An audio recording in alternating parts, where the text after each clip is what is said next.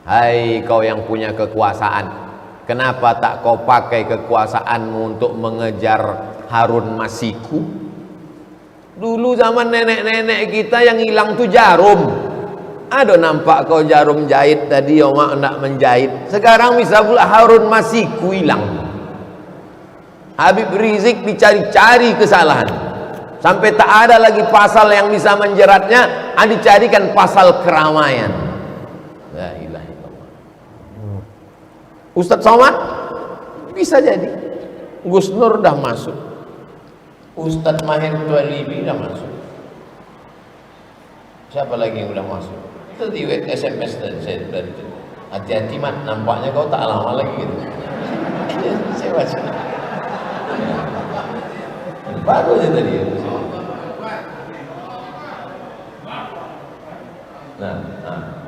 Mat kata dia. Ustadz Mahir dah masuk, Ustadz Gus Nur masuk, nampakku kau tak lama lagi gitu. Saya nih paling pantang ditakut-takuti.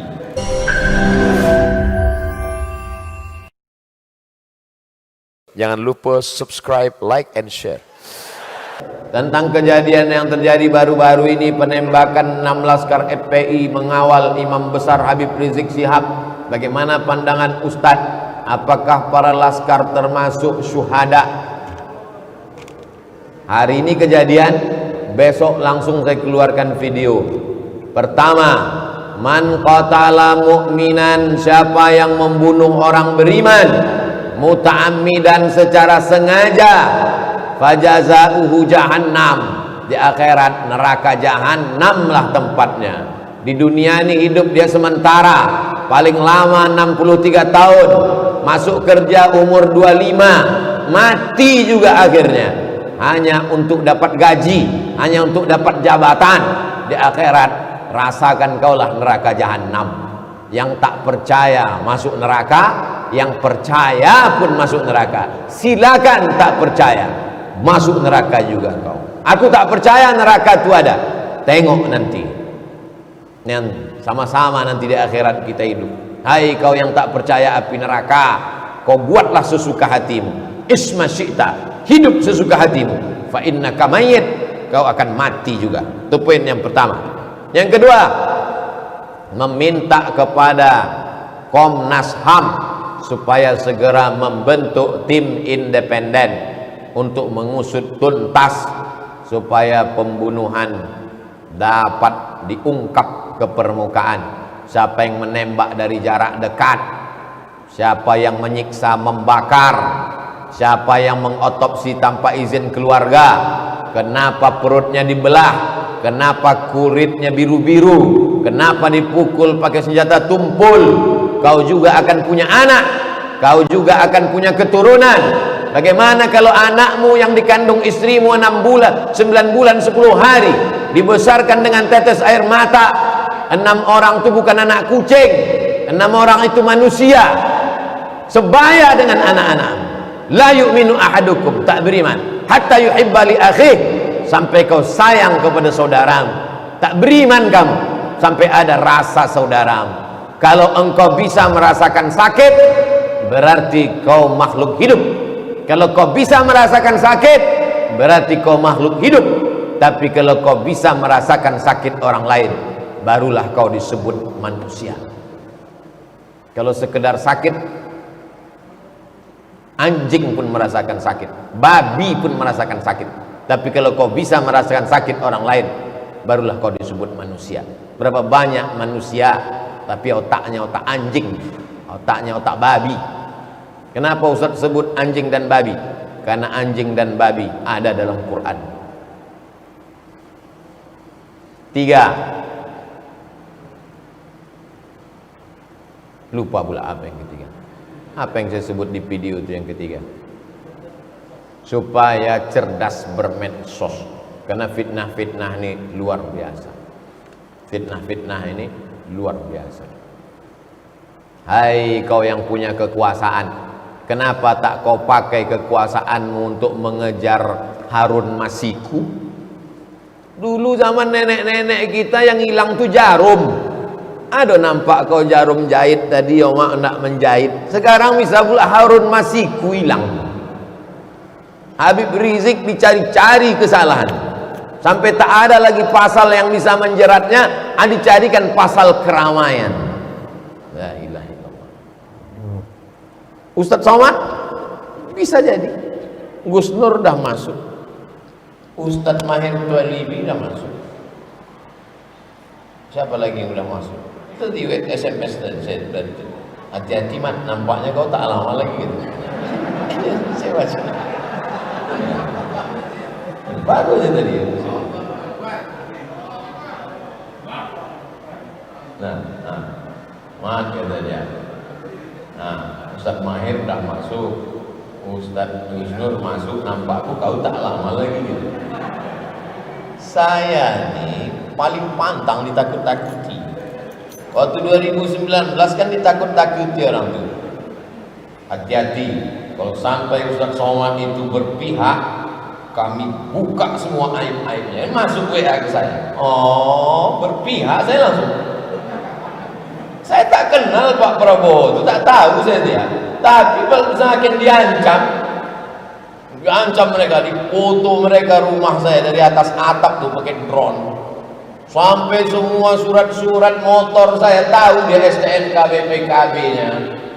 Mau dipegang mereka. Kalau berpihak kau nanti kami buka kali ini. Menangis kuah, satu orang kuah di Pekanbaru ini datang menangis. Menjumpa saya, memegang lutut saya. Ustaz, kenapa Pak Kuah menangis? Datang tadi orang ke kantor saya ngecek surat nikah Ustaz. Mereka udah pegang nih Ustaz. Jangan Ustaz berpihak, nanti kalau Ustaz berpihak dibukakan mereka. Berpihak saya, menunjukkan saya melawan, tak takut saya. Begitu juga dengan Pilkada Medan. Saya tak ada urusan dengan Medan. Tiba-tiba datang orang 28 November menyampaikan pesan ke saya. Ustaz, pesan dari Jakarta, Ustaz jangan berpihak. Langsung saya kontak Akhyar Nasution dengan Ustaz Salman. Aku tak bisa ke Medan karena diikut-ikuti orang. Ayo ke Bukit Tinggi, ku buatkan video untuk klaim. Saya menang. Pilkada itu tak ada urusan sama saya menang kalah. Saya menang melawan. Tak takut saya. Paling pantang saya ditancam-ancam mereka. Belum kenal kan sama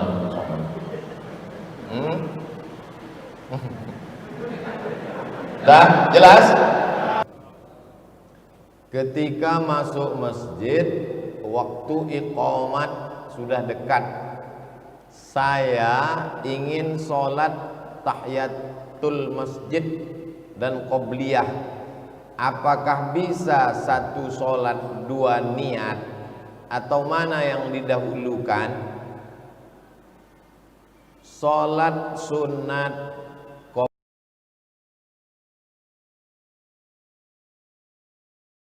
masjid.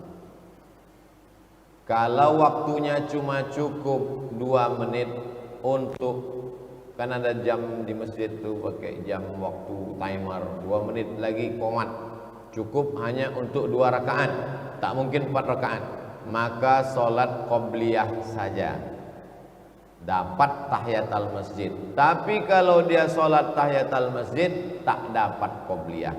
Mana dalilnya?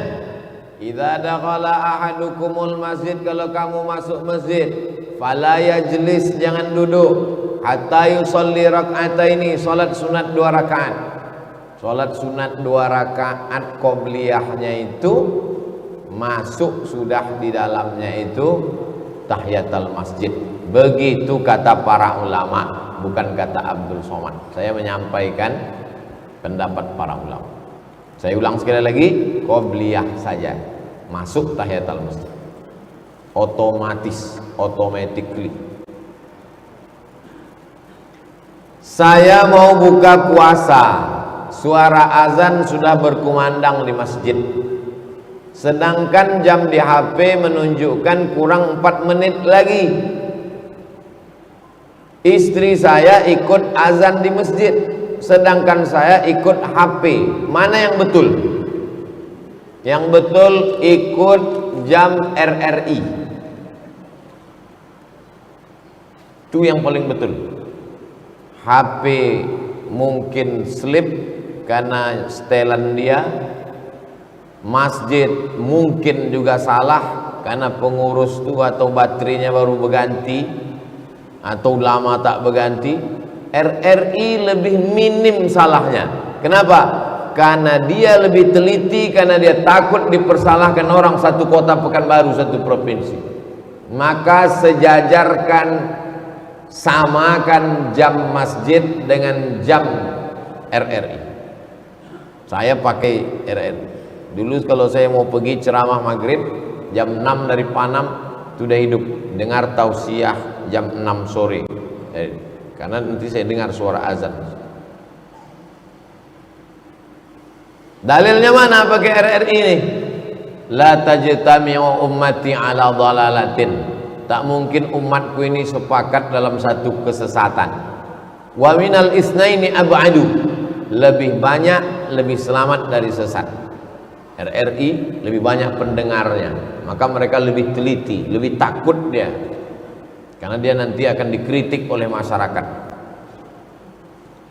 Di masjid kami ada kotak masjid, ada kotak yatim, ada kotak MDA.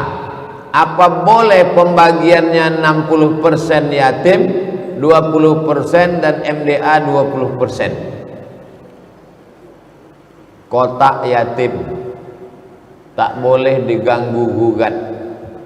Jangan ambil duit yatim tu alihkan ke operasional masjid. Ara'aital ladzi yukadzibu biddin fadzalikal ladzi yad'ul yatim.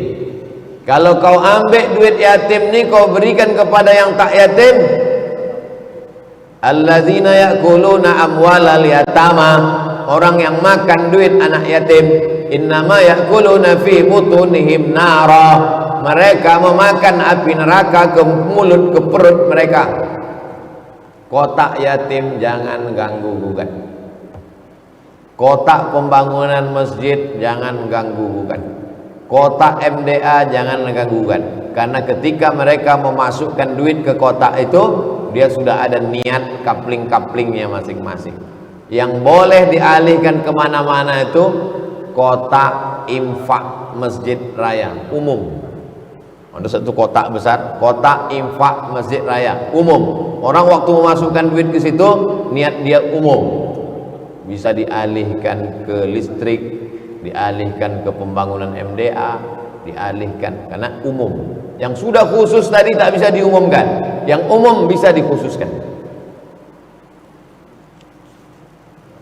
Bagaimana hukum membayar fidyah puasa dengan uang?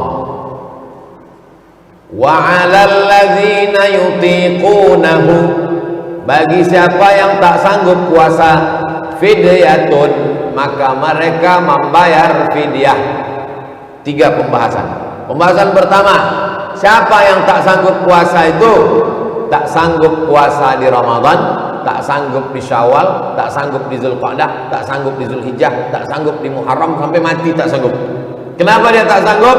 Pertama, karena tua renta 70-80. Yang kedua, sakit mah akut, sakit usus akut, buah pinggang sudah dicabut, tinggal sebelah, tak bisa puasa. Mereka inilah yang membayar fidyah. Berapa fidyah itu? Fidyatun, fidyah itu 1 mud.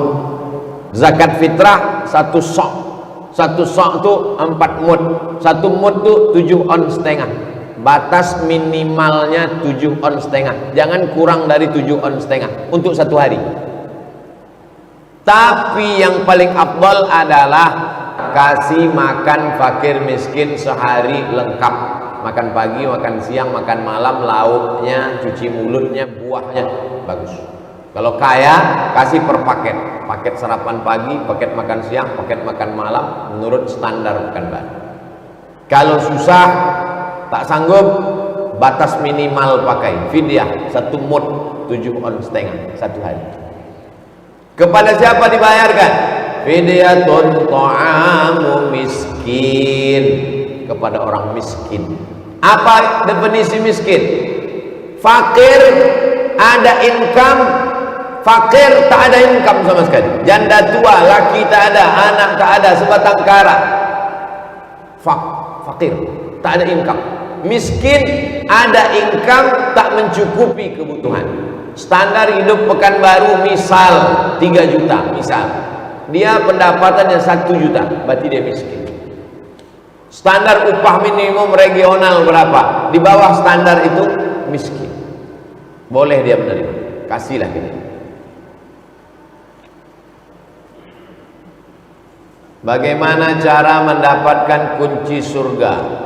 Miftahul jannah la ilaha illallah. Kunci surga la ilaha illallah Muhammadur Rasulullah. Lalu cukupkah dengan la ilaha illallah Muhammadur Rasulullah? Kata Imam Ibnu Qayyim Al-Jauziyah, kuncinya ada, tapi gigi-giginya tak ada. Mana bisa pintu terbuka? Punya kunci tapi tak bergigi. Apa gigi-giginya? Kalau sudah la ilaha illallah salat, kalau sudah la ilaha illallah puasa, kalau sudah la ilaha illallah zakat, kalau sudah la ilaha illallah haji, kalau sudah la ilaha illallah jihad, kalau sudah la ilaha illallah amar ma'ruf nahi munkar. Kuncinya la ilaha illallah, gigi-gigi kunci itu, itulah dia syariat Islam. Bagaimana cara membuka hati orang tua, Pak Ustadz? Yang bertanya ini anak SD kelas 5. Kan hebat Pekanbaru, anak kelas 5 SD pun mengaji. Yang mau dibukanya hati orang tuanya. Kalau sudah anak kecil mau mengaji, tak terbuka juga pintu hati orang tua. Summum, bukmun, omyun, pokak, bisu, tuli, buto, lengkaplah sudah. Ad-doa silahul mukmin. Berapa banyak pelaku maksiat pulang ke rumah mabuk, dibukanya pintu kamar anaknya, ditengoknya sedang tahajud, tobat dia karena perbuatanmu anak muda yang sudah hijrah, membuka pintu hati orang tua. Doamu di tengah malam, Allahumma hdi qaumi fa innahum la ya'lamun. Berikan hidayah pada orang tua ini ya Allah. Sampai kapan Nabi mendakwahi Abu Talib sampai sakaratul maut? Innallaha yaqbalu taubatal abdi. Allah menerima taubat seorang hamba malam yugharghir, sebelum ghargharah, sebelum sakaratul maut masih diterima Allah taubat. Jangan pernah putus asa. Apakah tugas memasak, menyapu, mencuci adalah tugas suami? Soalnya banyak yang mengatakan postingan-postingan di sosial media. Cobalah baca di sosmed. Siapa yang menemani istrinya shopping maka dimudahkan masuk surga. Itu yang membuat itu perempuan untuk menyindir laki-laki. Lalu kemudian yang laki-laki membalas, siapa mengizinkan suaminya nikah lagi masuk surga. Jadi mereka berbalas-balaslah di medsos itu. Asal muasal hadis palsu itu yaitu untuk mendukung pendapat masing-masing. Man kadzdzaba alayya muta'ammidan falyatabawwa maq'adahu minan nar. Siapa yang berdusta, membawa-bawa agama muta'ammidan secara sengaja, maka siapkanlah kursi dari api neraka. Na'udzubillah. Kewajiban laki-laki 5. Kasih makan, kasih pakaian, kasih tempat tinggal, kasih pendidikan, kasih perhatian. Wajib laki-laki mengasihi. Maka kalau dia mampu, disiapkannya pembantu yang membantu istrinya mencuci, memasak, menjaga anak. Bahkan zaman Nabi SAW dulu ada perempuan yang khusus mengambil upah menyusukan anak. Perempuan tinggal mengandung saja, duduk dia di rumah mengatur. Tapi kalau suami tadi tak mampu, maka suami ikut. Makanya Nabi itu yuraqti' na'lahu. Nabi menjahit sendalnya sendiri. Nabi itu tidak dilayani, tapi dia sama seperti manusia biasa. Innama ana basyaruk, innama ana basyarun mislukum, aku sama macam kamu manusia, yuha ilayya, bedanya aku dapat wahyu. Surat Al-Kahfi. Jadi al-mu'minuna wal mu'minat, laki-laki suami wal mu'minat, istri perempuan, ba'duhum awliya'u ba'd, mereka saling tolong menolong. Laki-laki tidak memperbudak perempuan, perempuan pula tidak diperbudak laki-laki. Siapa yang paling mulia antara laki-laki perempuan? Man amila salihan, siapa yang beramal saleh, min zakarin, laki-laki, au unsa, perempuan, wa huwa mu'minun, kalau dia beriman, fala nuhyiyannahu hayatan thayyibah, kami beri dia kehidupan yang baik.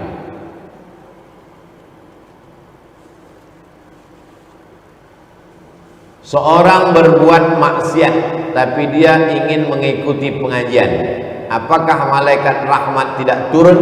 Padahal orang ini ingin mengikuti pengajian. Jika dia ingin ikut pengajian, apakah malaikat rahmat tak turun?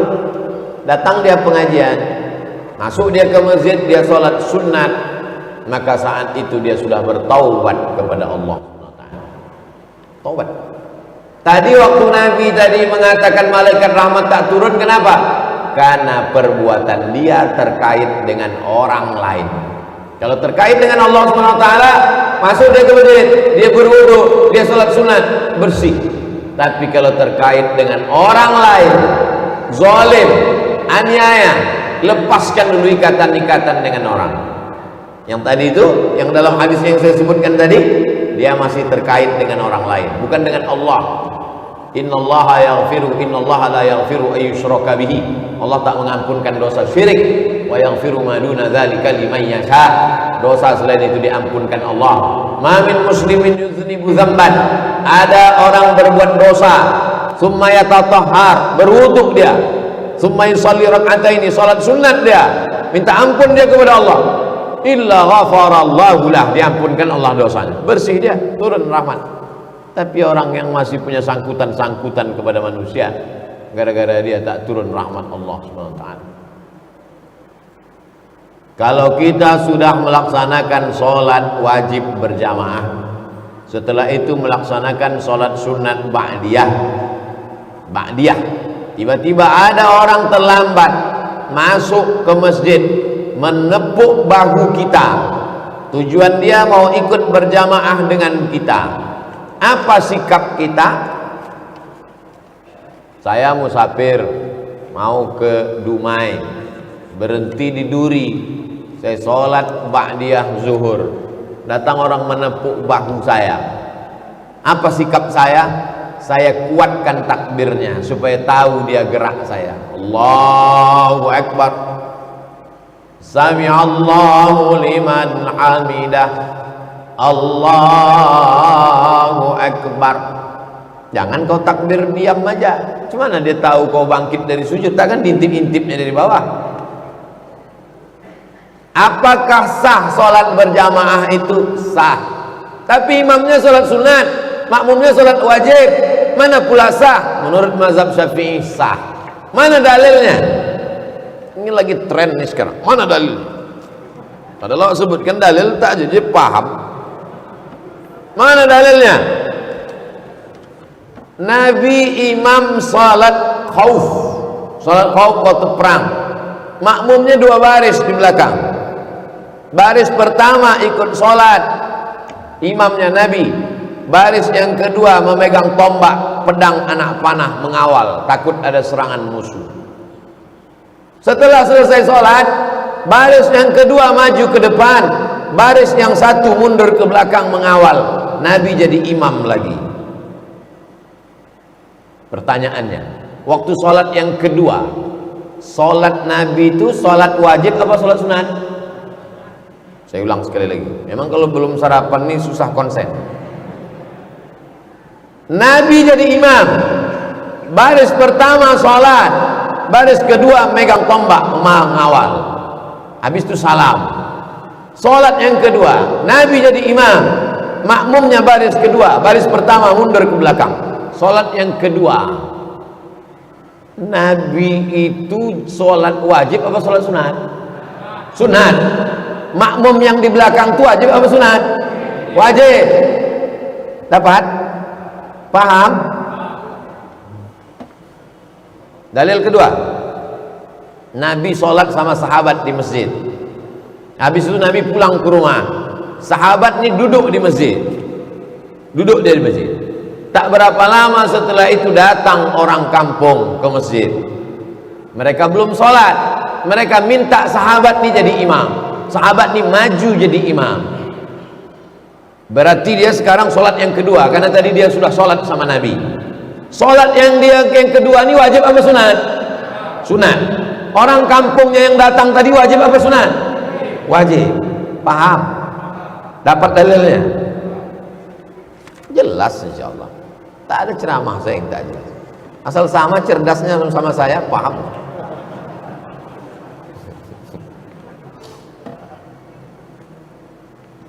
Kami mau minta nasihat bagi yang pencinta DJ, disc jockey, dangdut, pop.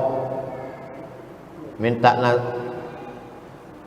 kau kalau sudah ikut pengajian, semua lagu dangdut, lagu pop, lagu metal, happy metal, slow rock, R&B, buang semua. CD-CD-nya bakar. Jangan dengar lagi.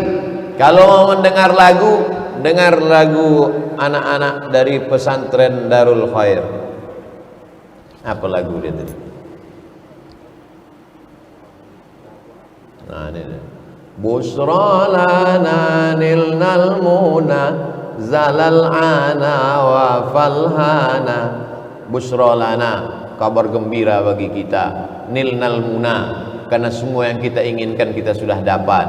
Zalal ana wa falhana, segala kesulitan hilang, maka keindahan, kenyamanan, ketentraman pun akan didatangkan, dipenuhi Allah SWT.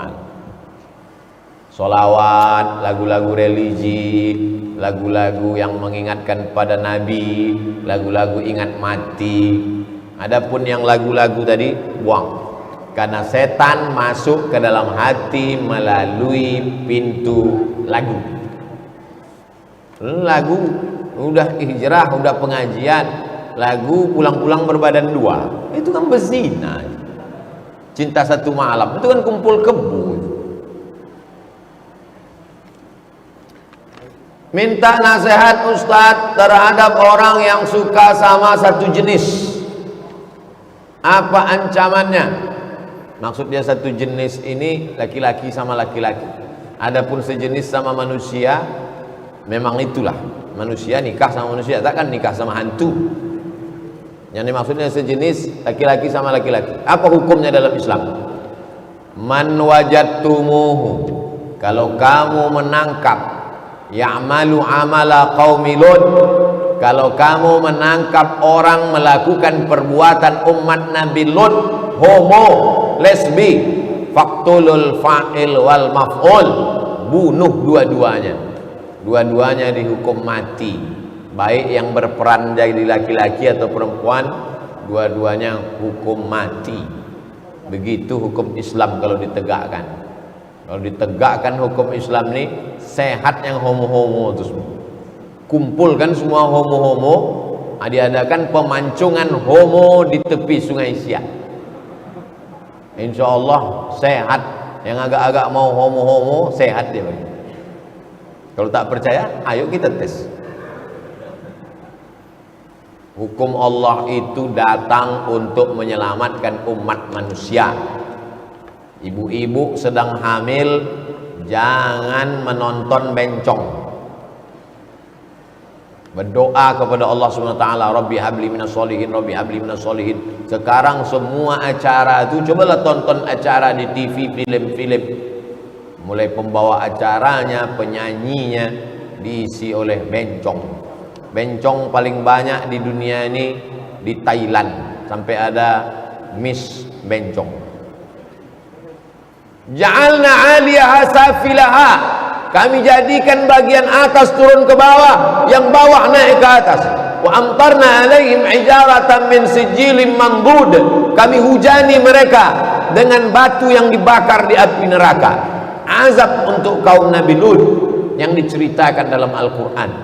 menunjukkan betapa dahsyatnya hukuman itu. Sekarang disupport oleh gerakan internasional. Wajib kita tidak membeli produk-produk yang mensupport gerakan LGBT. Kalau ada produk makanan, kendaraan yang mensupport LGBT, wajib kita embargo untuk tidak membeli. Karena ikut, itulah maka banyak mereka menyerang saya. Karena dulu saya sebutkan itu.